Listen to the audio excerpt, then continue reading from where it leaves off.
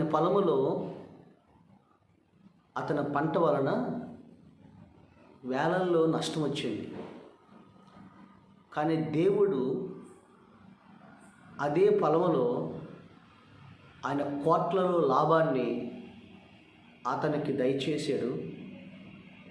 ప్రపంచంలోని కోటీశ్వరుడిగా అతన్ని దేవుడు దీవించాడు.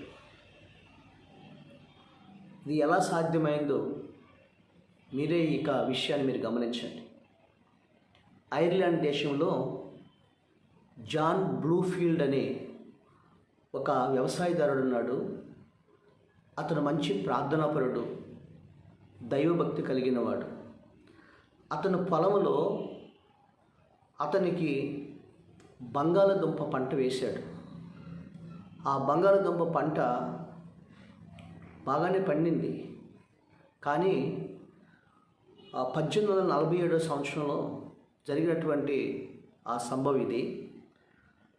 ఆ టైంలో బంగాళదుంప తినటం వల్ల పక్షవాతం వస్తుందని ఒక వదంతి ఆ దేశం అంతా కూడా ఆ వదంతి పుట్టింది. చూడండి, మనకు కూడా ఇప్పుడు 2008 సంవత్సరంలో కోడి మాంసం తింటే, చికెన్ తింటే మరి దానివల్ల చికెన్ గున్యా వ్యాధి వస్తుందనే సమయంలో చాలామంది చికెన్ తినలేదు. ఇప్పుడు కూడా బర్డ్ ఫ్లూ వస్తుందని చెప్పి చికెన్ చాలామంది అవాయిడ్ చేస్తూ ఉన్నారు కదా. ఆ టైంలో చికెన్ తినిపోయినప్పుడు చాలా వేలలో నష్టం వచ్చింది. అలాగే ఈయనకి బంగాళదుంప పంటలో వేలలో నష్టం వచ్చింది. ఆ సమయంలో దేవుడి దగ్గర ప్రార్థన చేశాడు. ప్రభువా, నాకు అంత చాలా వేలలో నష్టం వచ్చింది. తాను అప్పులు తెచ్చి పెట్టుబడి పెట్టి పంట వేశాడు. మీరే నాకు సహాయం చేయమని దేవుని దగ్గర ఆయన ప్రార్థించాడు. తెల్లవారి ఆ బంగాళదుంప వేసిన పంట దగ్గరికి పొలంలోకి వెళ్ళాడు. ఆ పొలంలోకి వెళ్ళి ఆ పొలంలో ఆయన పరిశీలన చేయగా అతని పొలంలో ఒక రైతు ఇల్లు గుడిసె వేసుకుని ఉన్నాడు. ఆ గుడిసె ఆ మట్టి గోడలన్నీ కూడా తెల్లగా మెరుస్తూ ఉంది. అప్పుడు వెళ్ళాడు. తన పొలంలో ఉన్నటువంటి కాపలదారులు ఉంటారు కదా, ఆ పొలంలో పనిచేసే వాళ్ళు ఉంటారు కదా, అది వెళ్ళి అడిగాడు, మీ ఇంటికి ఈ ఇంటికి ఎక్కడ ఏ పెయింట్ వేసారు అడిగాడు. అప్పుడు వాళ్ళు అడిగారు, అయ్యా ఇది ఏ పెయింట్ వేయలేదు, మన పొలంలో దొరికే మట్టే, ఇక అంతా కూడా ఈ మట్టి గోడలు పెట్టాము, రాసాము, అది తెల్లగా ఉందన్నాడు. అప్పుడు ఆయన దేవుడి ఆలోచనతో ఒక భూగర్భ మట్టిని పరిశీలించే బృందాన్ని తీసుకుని వచ్చి అదంతా కూడా మట్టిని పరిశీలించినప్పుడు ఈ మట్టిలో ఒక అద్భుతమైనటువంటి నిధి గని దాగుంది అన్నాడు. ఇప్పుడు ఏంటి అంటే పింగాణి పాత్రలు ఉంటాయి, చూశారు కదండి, పింగాణి పాత్రలు అంతకంటే గట్టిగా ఉన్నటువంటి మరి ఆ మట్టి ఇది దీంట్లో ఉందని చెప్పి అన్నాడు. వెంటనే ఆయన పింగాణి పాత్రలు తయారు చేసే పరిశ్రమను నెలకొల్పాడు.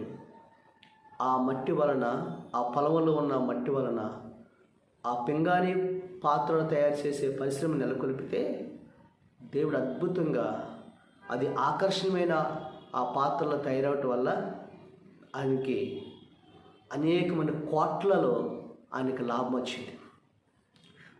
కోట్లలో ఆ రైతుకు లాభం వచ్చి అన్నతి కాలంలోనే అతని నష్టాలన్నీ కూడా పూర్తి చేసి కోటీశ్వరుడిగా అతన్ని దేవుడు ఆశీర్వదించాడు.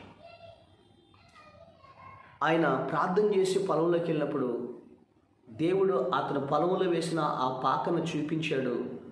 ఆ మట్టిని పరిశీలన చేసినప్పుడు అది పింగాణి పాత్రలు తయారు చేసే మట్టిగా ఉంది ఆ పొలంలో. దేవుడు ఆ నష్టపోయిన చోటే అతని లాభాల బాటలు పెట్టి అతని కోటీశ్వరుడిగా దీవించాడు. అప్పుడు అన్నాడు, ఆయన మోకరించి దేవుని దగ్గర ప్రార్థించి అన్నాడు, ప్రభువా, నాకు నష్టం రావటం మంచిదైంది,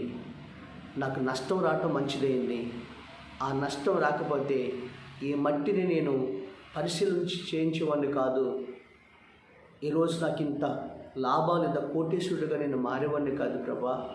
నా జీవితంలో మీరు ఏది చేసినా అది నా మేలుకే మీరు చేస్తారు, నేను నమ్ముకున్న బిడ్డలకి ఎప్పుడూ నువ్వు అన్యాయం చేయవు అని దేవునికి కృతజ్ఞతాస్తుతులు చెల్లిస్తూ ఆయన దేవుని కొరకు అనేక కార్యక్రమాలు దేవుని కొరకు ఆయన తలపెట్టి అతడు దేవునికి ఆయన గొప్ప సాక్షిగా ఉన్నాడు.